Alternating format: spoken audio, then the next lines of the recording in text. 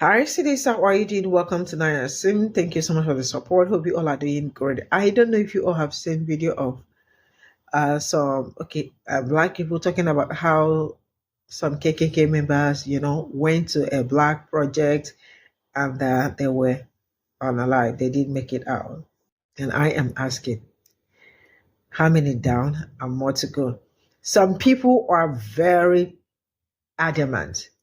Tell me how you woke up and you started, right? Parading a community with your not okay shirt or t-shirt, and you think people are going to keep quiet. You don't know people are scared for their lives, and they need to do something to make sure that they do not see any fear, or they do not see people trying to rub them off or something like that. You think people are going to sit down, watch you do your thing. Now I am glad. I've been saying this thing for so many days. The kind of racism that I am seeing online and offline is so much. And sometimes I am like, did they import something anyway? Yes.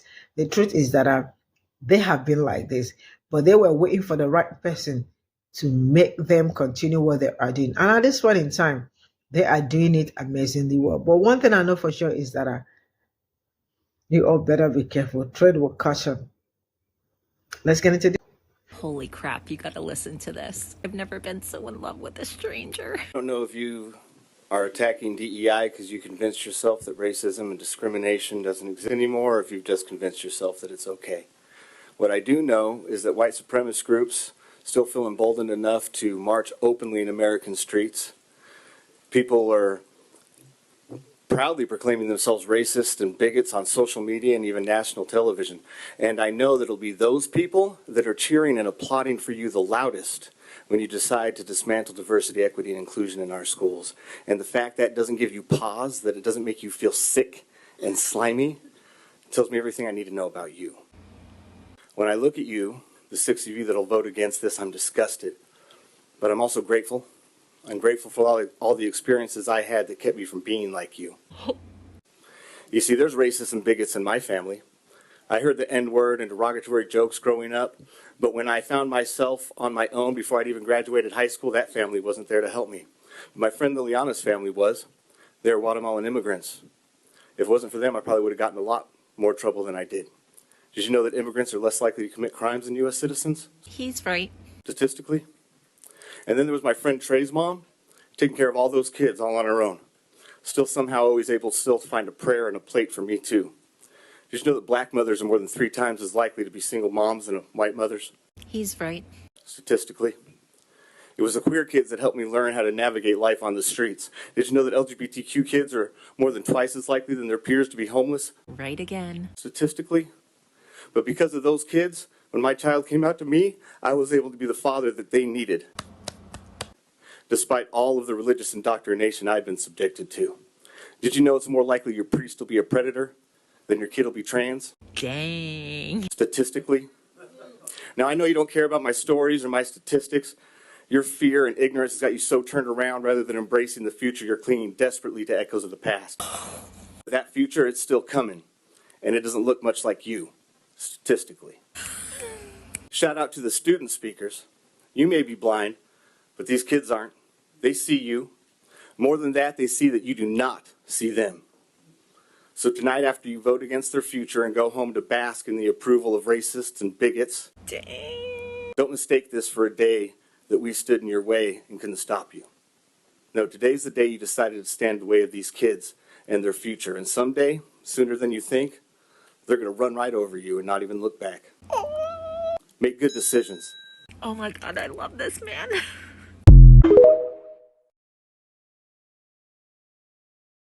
You know, I just watched a white man talking about black fatigue. And he said that he's been wanting to say this for 40 years. 40 years. Now, he's not an old man. No. He looks like he's in my generation, Gen X. And what's funny is 90% of this black fatigue conversation that's been going on amongst the whites, do you know what generation of people is coming from? White ones. White Gen Xers. And much in the immortal words of Ice Cube, God damn, I'm glad y'all set it off. I am.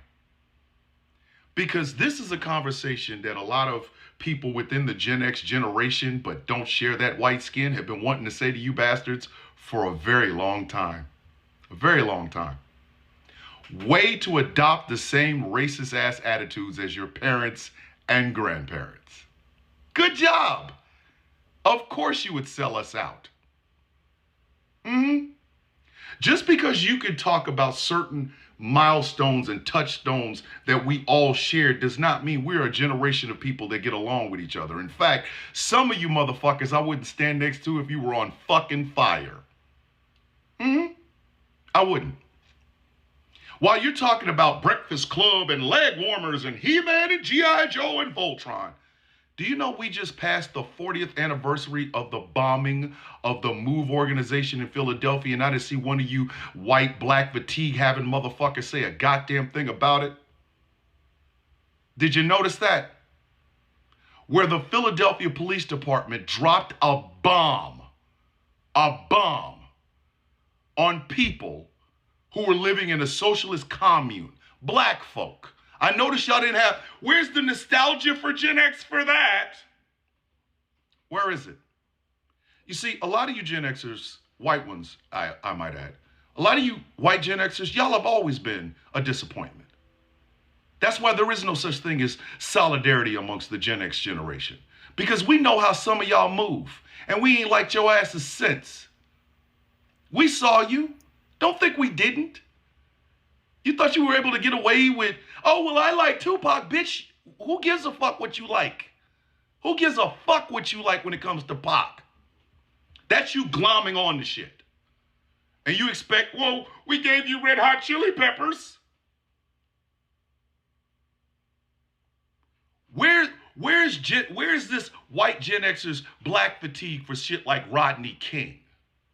No, y'all like to talk about riots, as if y'all don't remember why the fuck somebody would riot in the first place.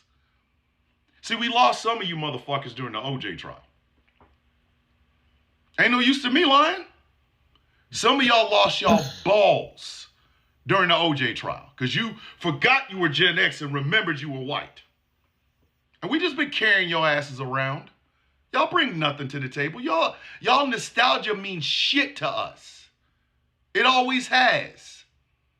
Because all the fuck you did, was look at the shit that your grandparents and grandparents were saying, and you try to pretend like you weren't one of them. Because you like Michael Jackson, Billie Jean on MTV. You knew 90% of the shit that your parents said was wrong. Because you got a chance to see us. You got a chance to be around us. But we noticed you guys were no different than your parents and grandparents. We noticed that. We looked and said, while your parents and grandparents remember the greatness of Ronald Reagan, not around here. Not around here. Sorry. There was no greatness to Ronald Reagan. Fuck him every day and twice on fucking Sundays. While you guys remember, we won the Cold War. We didn't win shit. We didn't win a goddamn thing. Some of you motherfuckers wasn't willing to fight shit. The power, fucking the Soviet Union, nothing. You saw what crack cocaine did to our neighborhoods. And you kept your fucking mouth shut. You kept your fucking mouth shut. Even though you knew for a fact the Rockefeller drug laws and Reagan's war on drugs, which was a war on poor black and brown bodies, you knew it was wrong. In your heart you knew. Because you had black friends in school, remember? I can't be racist, I know a black kid. You didn't hear them stories? You didn't? Oh, that's right. But we're supposed to all be unified because we're Gen X. We were the latchkey kids. Some of us were latchkeys because we only had one parent at the house. Some of y'all were latchkeys because your mother and father were getting a fucking divorce. All that bullshit that they told you, all that bullshit your grandparents told you, You were supposed to be the generation to fight that shit. But you didn't. And we see the result now. Some of y'all within the Gen X generation aren't worth a fuck. You're not. Sorry. You are not. All you've ever had is nostalgia. Love you some born in the USA, but you ain't never listened to the lyrics. You have never listened to the lyrics of Born in the USA by Bruce Springsteen. You ain't never listened to it. Never. Y'all want to try to pretend like music was great and we all was getting along. Do you remember when MTV didn't want to play any black fucking artist? Do you remember how your MTV Raps hit? It was music we were making that y'all were fucking taking because the shit was being played more in those small ass white towns than they were around us. We would buy a certain album and then y'all would buy a certain album and that's how the shit would go platinum. That's when artists started fucking catering to your dumb asses. Remember Run DMC and Aerosmith? I remember Run DMC being the hottest hip hop group around. And I remember Aerosmith, The End. We want some nostalgia? Fuck you. Fuck you. No. And now we see the result of that shit. Y'all have become the parents y'all couldn't stand. Those divorced parents you motherfuckers dislike so much. I'll never be like them. You're exactly like them. You adopted their same fucking racism. You just use newfangled words. You were the motherfuckers that came up with criminal and thug equals black. You did. You're the one that taught your fucking children that somehow being black is a carte blanche to get a bunch of goddamn things. And the majority of you motherfuckers voted for that stupid son of a bitch sitting in the White House as if you don't remember what happened in 1989. Oh, I forgot. It might not have played well in Cedar Rapids, Iowa. We ain't never been the same. We ain't never been the same. I'm thanking you motherfuckers for actually showing your true colors. Because I ain't trust some of y'all in a while. A long while. This Gen X solidarity has always pissed me the fuck off. Because I know for a fact where I come from and the world that I've seen, some of you motherfuckers not only don't give a fuck about it, but never gave a fuck about it. You just like the fact that we were all in the same generation. We're the unknowns. No, we are the knowns. You motherfuckers are the unknowns.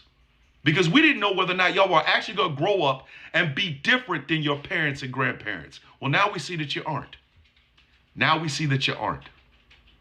It is quite fucking apparent when it comes to the Gen X generation, with all the striving and the success that everybody else around has tried to fucking make out of that goddamn generation, it's always been you lazy bastards that have always held us back. That's why there is no such thing as Gen X solidarity. I'm just glad you motherfuckers took your mask off. We've been waiting for y'all to be who you truly are for 40 years. I bought the Thriller album. Fucking thrill these nuts. Thrill these fucking nuts. I went to see Purple Rain. Do you want a cookie or something? Y'all have always been a disappointment. Always. Now you're being an out loud disappointment. So I want you to put that on your black fatigue calendar. The very day, I see or hear one of you, I'm suffering from black fatigue, motherfuckers talk about the bombing of the MOVE organization in 1985. Maybe I'll sit down and deem you worthy enough to have a conversation with. As it stands right now, you motherfuckers are showing exactly why we've never trusted some of you. There's not enough MTV and He-Man for me to do so.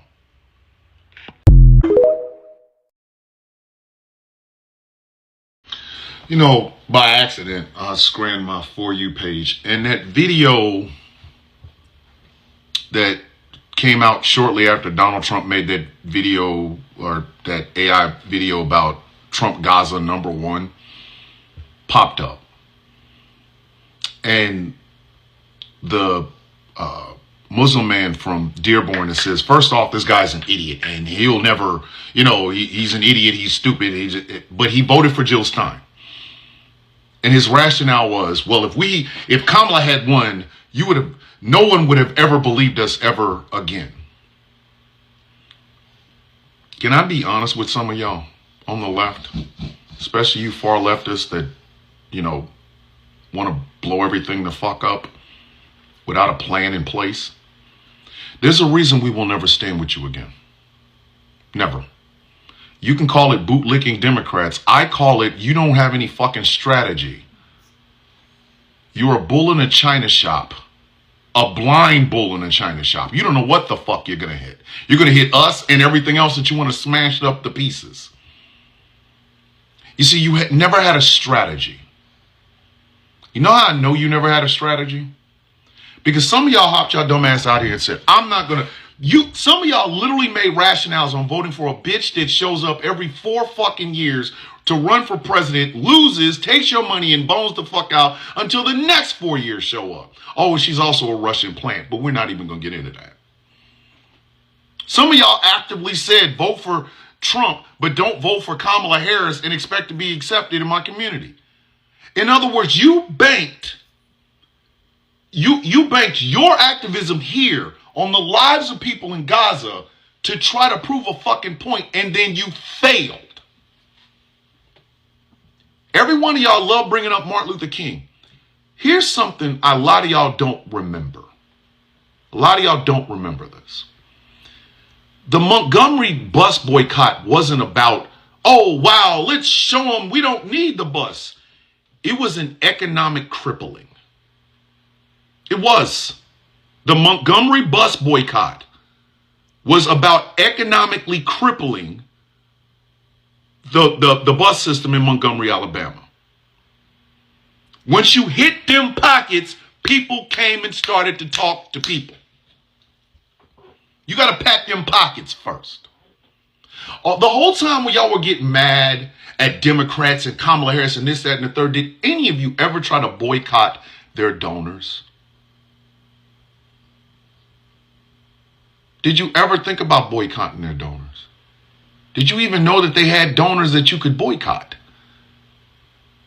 You didn't put no effort into that. None. You didn't try to economically make these people come to the table.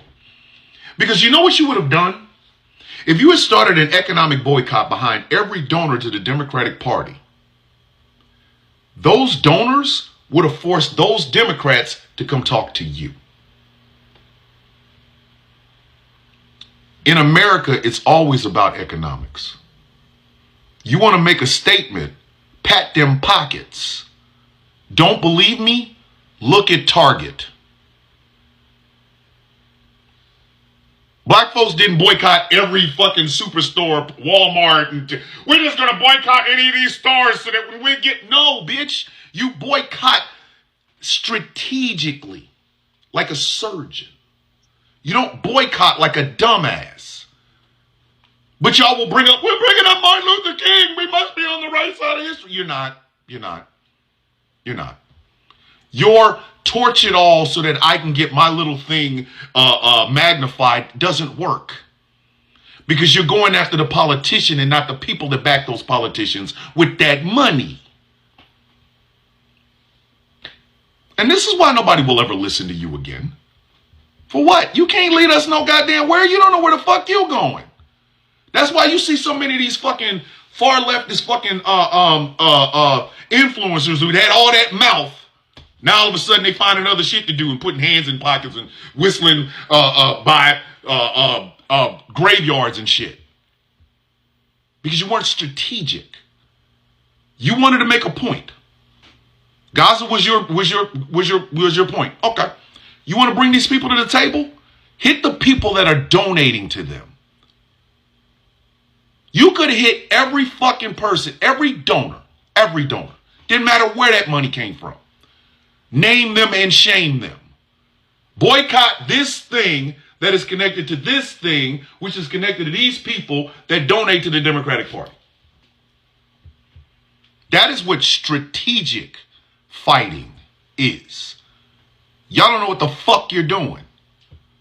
And then you run out there and inevitably the thing that you wanted to get fixed gets fucked. Now all of a sudden you either hiding your hands or asking for fucking help. Why? The anti-blackness and the anti-black woman comes from you motherfuckers not knowing what the fuck you're doing. You love talking about the civil rights movement, but you don't study the motherfucker. The quickest and easiest way to bring a motherfucker to the table is to fuck with that money. It always has been. America talks in finance. America talks in business. When you pat them pockets, people have a tendency to want to start correcting shit. And the Target boycott is a perfect fucking example of this. Target decided we gonna try to curry favor with Donald Trump, so we gonna back off of DEI. And black folks said, all right, bitch, we'll back off of Target. Now look at them. Are they coming to the table? At this point, we don't give a fuck if they do or not. But they're now realizing we kind of need these people. We really kind of need these people. Motherfucking CEOs making less money based on sales. You will not take the black dollar for fucking granted. And now they know. And if they do decide to come back to the fucking table, we might not be there when they do. I ain't been in a Target since this shit started. I drive right past the motherfuckers like they ain't even there. That's where you could have went. You could have made your point by fucking with people's money. You could have. You could have made a strategic, scalpel-like fucking fight against the donors of the Democratic Party.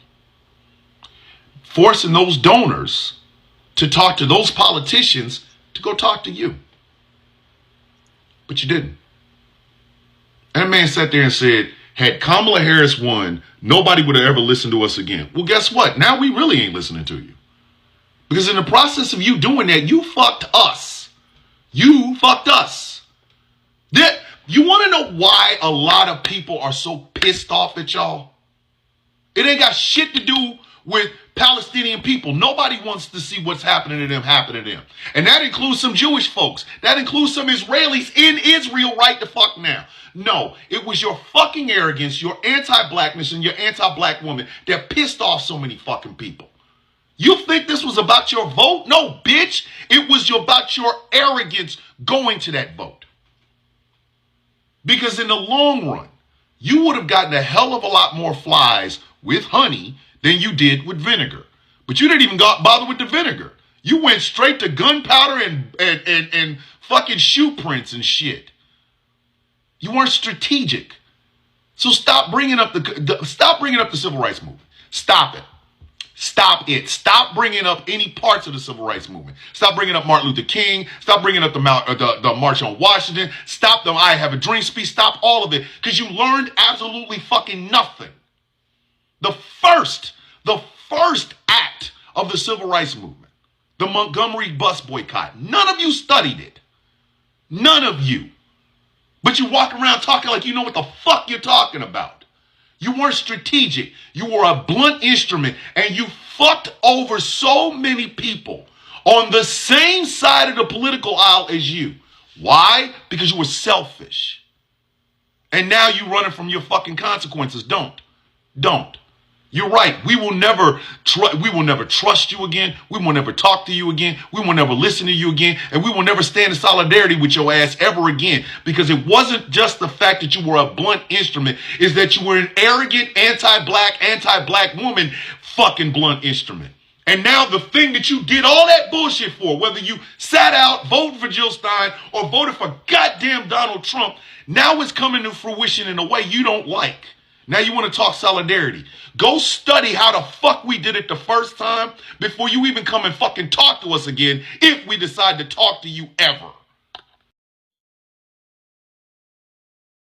This is all I got from this video, and a very big shout out to Bishop Thomas and the other man also who came all through. Now let me tell us something, because sometimes we sit down and we try to analyze what is going on presently and how these people have acted and are still acting, because at this point in time, people are hurting themselves. They are attacking DEI and all that. Now DEI is actually black people, not knowing that not knowing that DEI benefits even them more. Majority of the time that I ask myself, why is it that these people have really been on Black people? One thing I'm going to say is that they know the potentials. They know what you carry. They know that they cannot even survive without you. That's why if you look around each time we talk about reparations and all that, it is always like, I like them. I don't want them to go, because if they do, that is the end for me. That is the end for us. So let's continue playing games, because each time I see what is happening, I feel this is a game. They are giving themselves, because one thing I know for sure is that everything happening today, it's not like Black people did not know it was going to happen. It's not like Black people do not know that it was like, that this was actually their plan, because Black people saw ahead of time, Now, today, presently, I don't know. Okay, I actually wanted to bring this video, but I am so scared of bringing it, because I do not probably want them to like strike down my video and all that.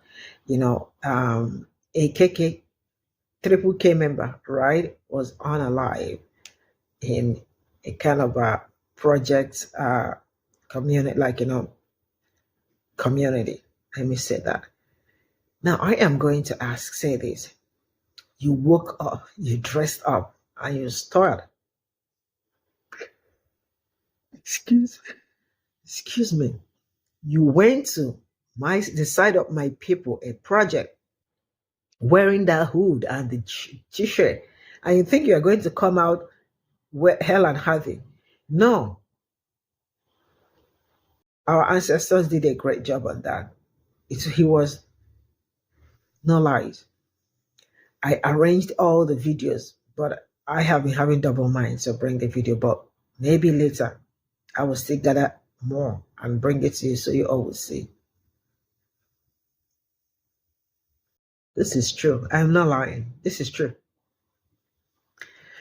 So they have sat down. White people have sat down and talked. I don't know if I should say like they made meeting, because one thing I know for sure is that since this administration started, looks like racism was imported. The truth is that these people see how important Black people are. They see how they cannot do without you, because what is life without Black people? So they know what they are doing. Now it's so easy to come out on national television, radio, and all that to be racist. And I keep asking myself, why is it that there is no anti-Black bill? But I am going to leave it at that. People that dismantle diversity, equity, and inclusion, I am going to ask, do you people think diversity, equity, and inclusion is only meant for Black people, even when Black people are the least that benefited from them? So who are the people benefiting? These people. But still, they will never make their research. To them, they will say it's Black people. And now let me tell us something for those that do not know.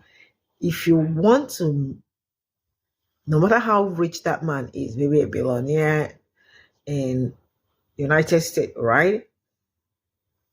Once you want him to like just tax something to Black people, that is the end of it. Like Obama, all of it. Diversity, equity, and inclusion. What is this one called? Affirmative action. Why am I yawning? I need to drink water. Affirmative action and all that, right? What happened? So start like Black people are the most beneficial. Like they benefit so much out of it. That was how they decided to. We are going to take it down. And who is now suffering it? And these people are they are predictable actually, but they are sometimes unbelievable. I will draw the cut in here, and I will see you all in my next video. Bye for now.